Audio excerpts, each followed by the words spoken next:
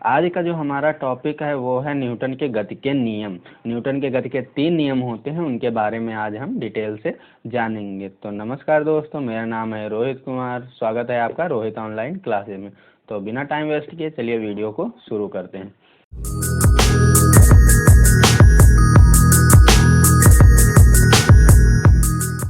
तो हम देख सकते हैं कि प्रथम नियम हमारा क्या होता है। जो न्यूटन का गति का प्रथम नियम होता है वो होता है हमारा इस नियम के अनुसार, रुकी हुई वस्तु को बल लगाते हैं।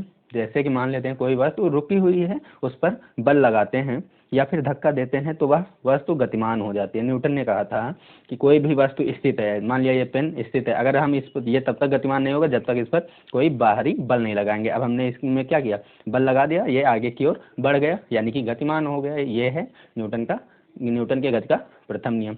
और सेकंड नियम में न्यूटन ने क्या बताया था? सेकंड नियम ने बताया था कि इस नियम के अनुसार गति कर रही वस्तु तब तक नहीं रुकती जब तक उसे रोका ना जाए, यानी कोई बाहरी बल लगा करके रोका ना जाए। कहने का मतलब है, पहले बताया था न्यूटन ने कि जब एक वस्तु अगर स्थित है उसमें तब तक वह गतिमान नहीं हो सकती जब तक उसमें कोई बाह्य बल ना लगाया जाए। अब सेकंड नियम ने क्या बताया न्यूटन ने कि जब वस्तु वो गतिमान हो गई तो वो तब तक नहीं रुक सकती जब तक वो उस पर कोई बाहरी बल लगाया ना जाए। सपोज कीजिए कि ये एक बॉल है, आपने इसे धक्का दे दिया, या फुटबॉल है, इस पर आपने लात मार दी।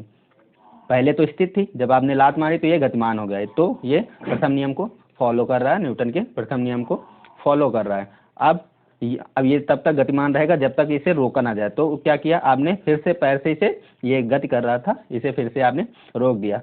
तो यही न्यूटन ने कहा कि एक वस्तु तब तक गतिमान रहती है जब तक उस पर कोई बाह्य बल न लगाया जाए। तो हम बाहर से कोई बल लगाते हैं तभी तो ये वस्तु रुक जाती है, ये बॉल रुक गया।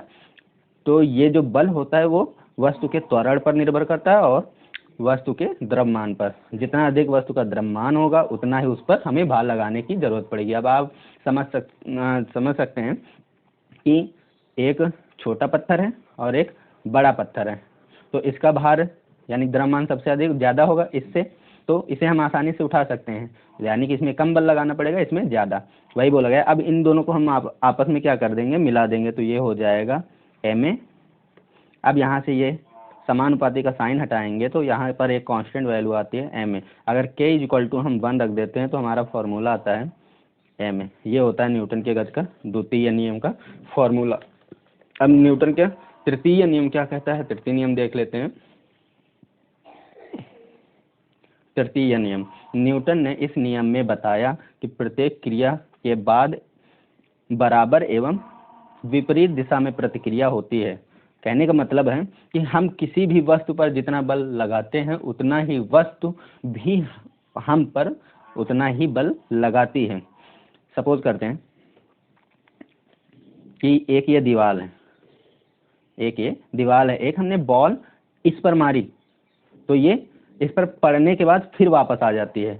इसका क्या मतलब है कि ये बॉल के द्वारा जितना बल इस दीवार पर लगाया गया उतना ही बल दीवार के द्वारा इस बॉल पर भी लगाया गया, इसीलिए वो क्या हुआ, वापस अपनी ही दिशा में आ गई। ये होता है क्रिया प्रतिक्रिया का बल। अब उदाहरण के लिए हम बात करते हैं, जैसे कि कुएं से पानी निकालना।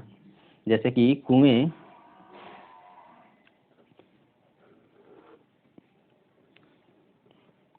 से पानी निकालने पर अचानक रस्सी टूट जाने पर व्यक्ति पीछे की ओर गिर जाता है।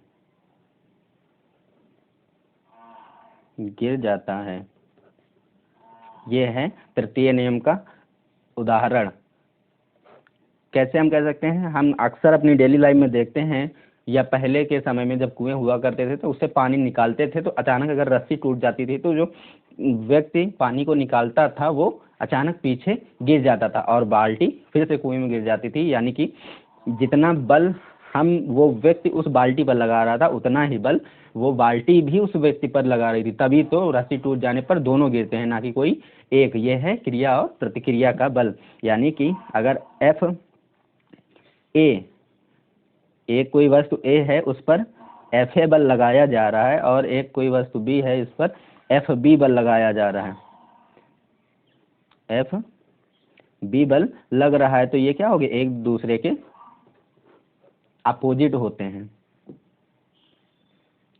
तो ये थे न्यूटन के गति के तीनों नियम। तो मैं आशा करता हूँ दोस्तों कि वीडियो आपको पसंद आया होगा। अगर पसंद आया तो लाइक कर दीजिएगा और चैनल को सब्सक्राइब कर लीजिएगा, ताकि मेरी आने वाली न्यू वीडियो की नोटिफिकेशन आपको सबसे पहले मिल सके। तो मिलते हैं नेक्स्ट वीडियो में, तब तक के लिए गुड बाय।